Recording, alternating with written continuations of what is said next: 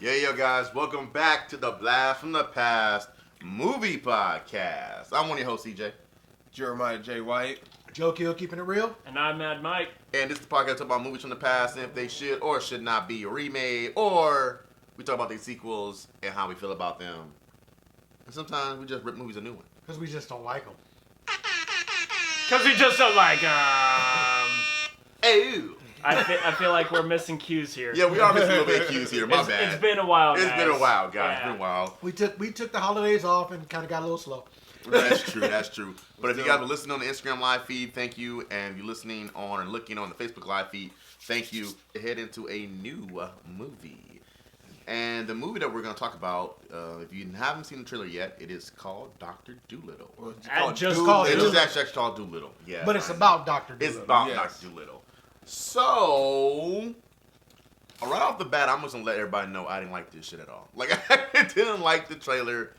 I'm confused if it's supposed to be a prequel or if it's supposed to be a remake, a reboot. I don't know. Kills, you seem to know everything. What's going on with this damn movie? Damn, really? Yeah. I didn't do a lot of research on this one because I was doing my research on Ghostbusters. Yeah, got you. Okay. But from what this film looks like, it's either a continuation or a reboot of the 1967 version. Mm-hmm. Not touching on the Eddie Murphy versions at all.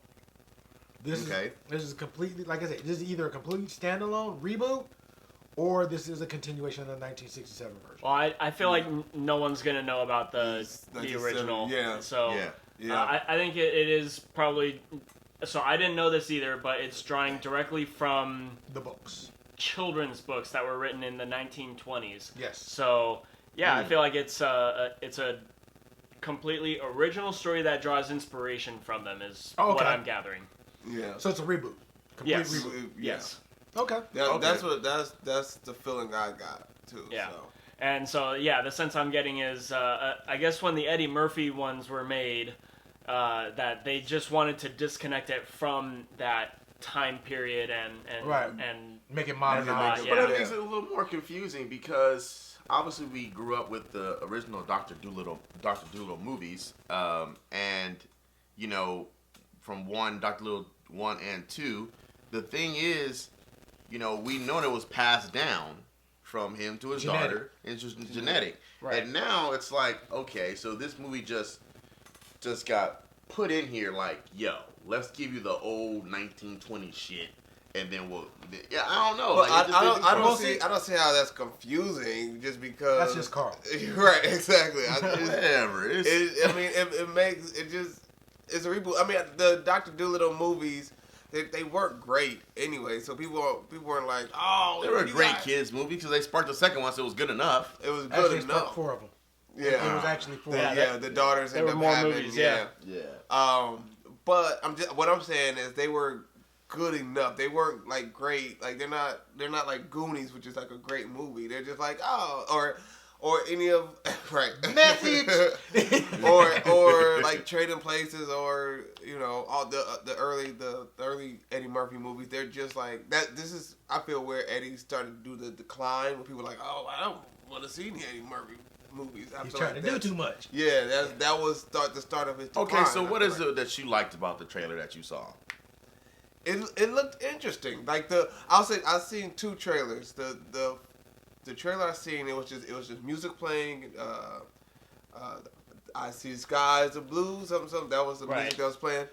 And it was like it looked like uplifting and fun. Like something interesting is gonna happen. Some type of adventure that's gonna happen. The second one that I seen looked a little bit more kiddish, and I was like, I don't know if I want to see this. And it's like the polar bear was slapping the ostrich. It was like, don't go into the light. Don't go. And it's like, I don't see no light or whatever it was saying. I was like, I probably won't see this. But the first trailer was like, this looks good.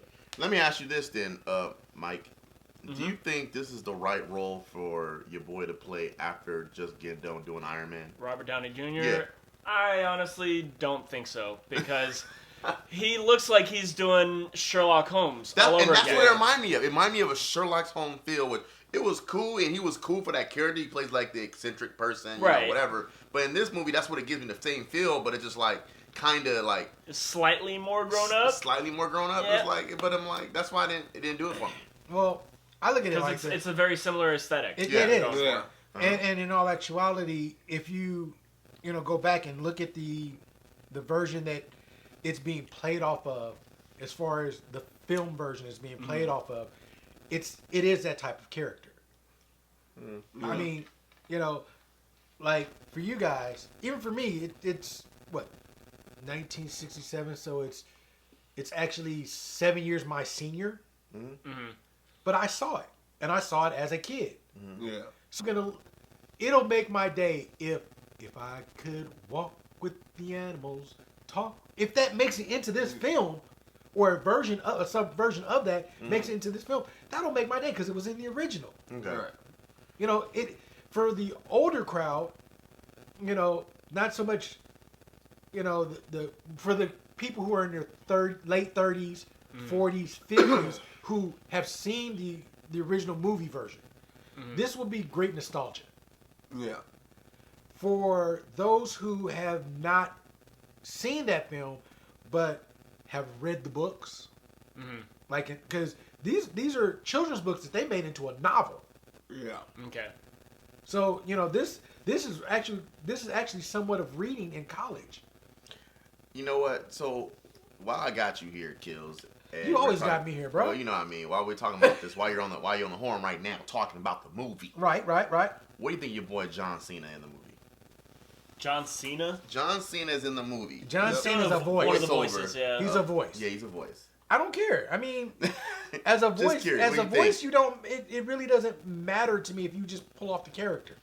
Right. If you can give the aesthetic of the character, Yeah, like- it's probably a very reduced role. I mean, he's like what, number 11 on that list there? Yeah. It's a Yeah, it's a you got like Yeah. Tom Holland, then Robert Downey Jr., Rami Malek, Emma Thompson, Ralph Fiennes. You got some You got really some yeah. well, I think high I think caliber Emma's actors up actually there. in the movie. I think Emma Thompson's in the movie. I mean, she's not a voice. She's Yeah, also a voice. voice. Oh, Yeah. she's also a voice. Yeah. Oh, okay. Yeah. Octavia Spencer's a voice. Yeah. So like. I mean, you Yeah, got you got some some high good caliber man. people. Yeah. in this So movie. it's Yeah. probably it But, probably really I is mean- going to be good. You got some good actors. For example, let's take the Eddie Murphy version. The dog. Norm Macdonald. Yeah. Yeah. He's the perfect voice for the dog. I can see anybody else playing him. Just like when you look at Shrek. Could you see anybody else playing Donkey? Nope. Other than Yeah. Eddie Murphy? Not anymore. No, definitely not. That is true. So I mean, if you can make that character your own, to me, I don't care who you are. Yeah. Well, they kept him as being a physician, so he's still a doctor. Yes. And Yeah. so they kept that about it. Obviously, has the same last name. But I mean, I feel like that's something that you can't take away from because that's Dr. Doolittle's. That's why he's the doctor because he is a physician. You know what I mean? Yeah. So And in all actuality, they just did the Eddie Murphy version the way they did it because they tried to like we said they tried to Modernize it. modernize it. Yeah. In the original, when they show Dr. Dolittle, he's already where Eddie Murphy is by the end of his first movie. Yeah. He's already, I talk to animals. That's what I do. It's not Right. something that he tried to hide or he tried to ignore. No, this is what I do. This is me. Where in the Eddie Murphy version, it was like his dad told him, as a Yeah. little kid, no, you can't talk to animals, da-da-da-da. And it kind of diminished him. So the whole first So movie is... it becomes the problem. Yeah, it Yeah. becomes a...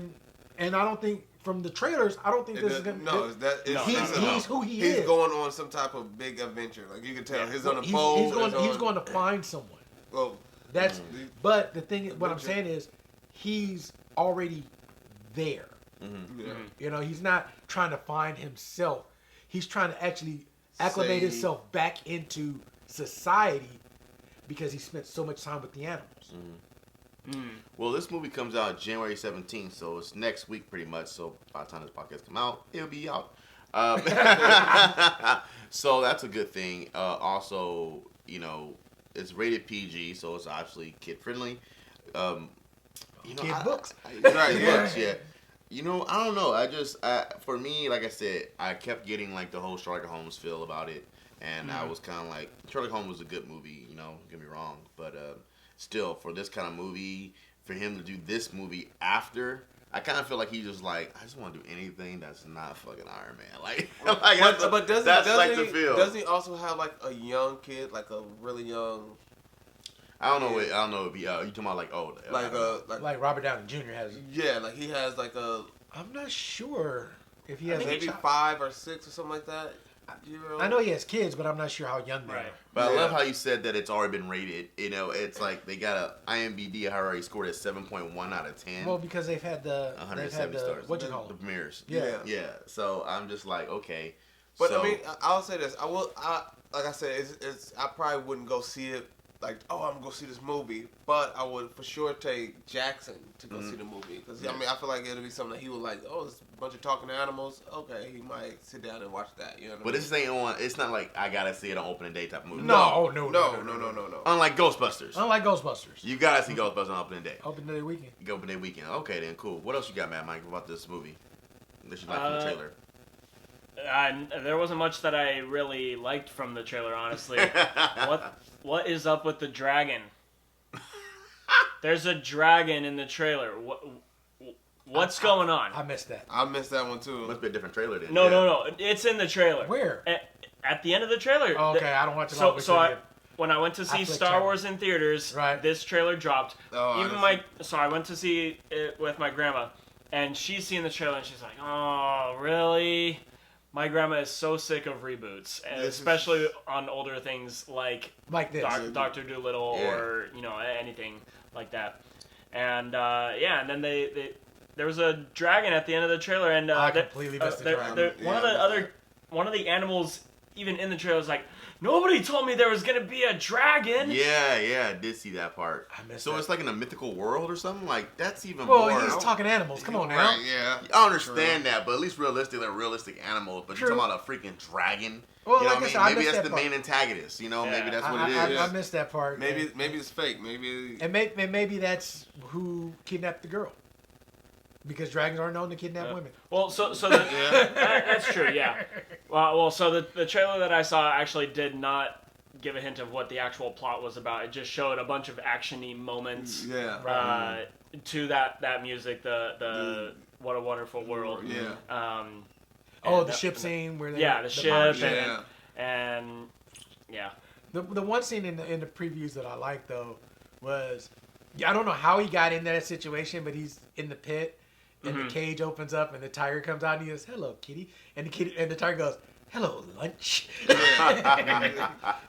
I'm like, ooh, that's gonna be bad. Then you see the gorilla drop into the thing. I'm like, oh, come on now. Well, and I want you to try and reason with the tiger. Well, also, there was another part in the trailer that I saw that actually showed Dr. Dolittle giving a pep talk to the gorilla because he's feeling like when he's on the ship. he's like afraid or something. Yeah. He tells him it's okay to be afraid. Yeah. That's kind of crazy. Any comments on what you guys feel about the the Dolittle trailer? Yeah. Please let us know right now, man. That'd be, great to hear your feedback on that because in my mind, I'm trying to think, what the hell? I just don't know what the hell's going on. It's pretty crazy, but well, like I said, it's very much based on the '67 and the books. Yeah. So you're not gonna get that modern feel to it. Mm-hmm. They are trying to actually go with, the setting of when the book is set in, when the books are set in and stuff like that. Mm-hmm. So, for a lot of people, it's going to be visually appealing because of everything that's going on. But if you're stuck on that Eddie Murphy kind of... And that's the thing. I feel like a lot of people will be because that's the only version that I knew of until doing the research today. Right. Yeah. So if you're looking for that big comedy thing, it's not going to be there. No. It'll have its moments like most movies do. They have their moments. Right.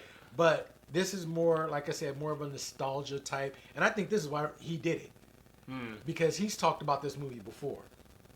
Okay. Right. Well, that. I mean, no. Any other final thoughts on this movie? Jay, got anything? No, I was just gonna say the original title of this movie is supposed to be Yes, Raoul. Netflix movie. That's what he's saying. Yeah. I can see that. There you go. That should have been a Netflix movie. That's a good idea. Like, that's exactly what it should have been. Netflix. I don't see that. As a Netflix reboot, that actually probably would have done pretty well. They did, maybe even as a TV series, like how they're doing Lost in Space right now is actually really good. Yeah. I haven't Trust me, Lost in Space on Netflix. It's good. It's good? Yes. Yeah. Okay. Yeah. All right. Well, maybe that's a good idea. You know, good job, Raul. Thank you for the little insight right there, man. What else you said you were doing? I was just saying that the original title was supposed to be The Voyage of Dr. Dolittle. Yeah. Okay. That makes sense, too. So I'm sure that came from one of the books or... Yeah, maybe probably. Maybe a chapter in the book or something, you know. I'm thinking, well, there were like Mike was saying, there's several books. Mm-hmm. Right, So, exactly. I know what they're probably trying to do is they're going to probably try and put all the books into one movie. Yeah. You think so? I think they'll probably do one book and then hint to there's a sequel. Well, if it does well, then they make the sequel. Then they'll try to take the whole like Chronicles of Narnia approach to it. That's also what it's looking like, honestly, as well. Yeah. I think they're gonna try and take, like I said, they're trying to put because there's not that many. Mm-hmm. Don't get me wrong, there's not a lot of books, but they're gonna try and shove everything into one movie, and if it does well, then they're gonna take a Star Wars approach to it and just have writers just make up shit as they go along. That's what I believe. Well, if you're just tuning in, guys, on the Facebook Live feed or the Instagram Live feed, we were talking about the Dolittle movie coming out January 17th. We're trying to see, how we feel about it, in relation to the original movies. Well, not original movies, the original story, along with the Eddie Murphy versions that we grown up and loved. That everyone knows. That everybody knows, because nobody knew about the... Sorry.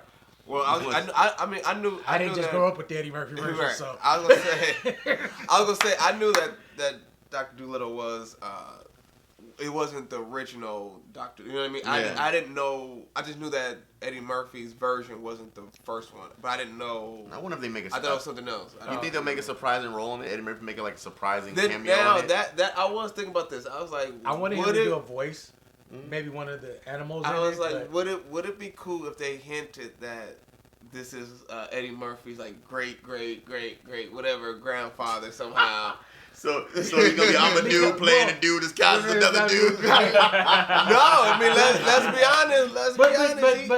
But now that right there is Academy Award material. Yeah, that's right. I understand what you're saying because they did show in Eddie Murphy's version how it is genetic. Yeah. Now what if somehow they do that? This has to somehow be genetically passed down. What if he hooks up with a black woman? You go, wait a minute. Well, then you got to explain the skipping a generation stuff, and because neither one of his parents had it. Well, Eddie's parents didn't, but that's his what I'm daughters did. But that's what I'm saying. You have to explain the skipping the generation thing. And, well, you don't have to. You have to explain it. You just show him hooked. Show him his love. Maybe the dragon is Eddie Murphy. Maybe the dragon is. Maybe Eddie the dragon is Eddie Murphy since we're not getting Mushu and Mulan. Right. Here we go. Please, let's stop it here. Well, guys, once again, thank you for tuning in to the Blast from the Past. It's all one massive crossover. Right. Movie podcast. I appreciate you guys tuning in on the Facebook and Instagram live feed. Make sure you like and subscribe to the page. You can check us here every Tuesday on my Instagram live feed or the Facebook live feed. And we're going to start posting on every Thursday for a new episode of The Blast from the Past. So make sure you tune in to that on any social media, any audio sourcing websites that you have. Audio Boom, all those places. Audio Boom. Why was I Audio Boom for? I don't know. Spotify, SoundCloud, of course, and Alcora, Apple Podcasts, and yeah.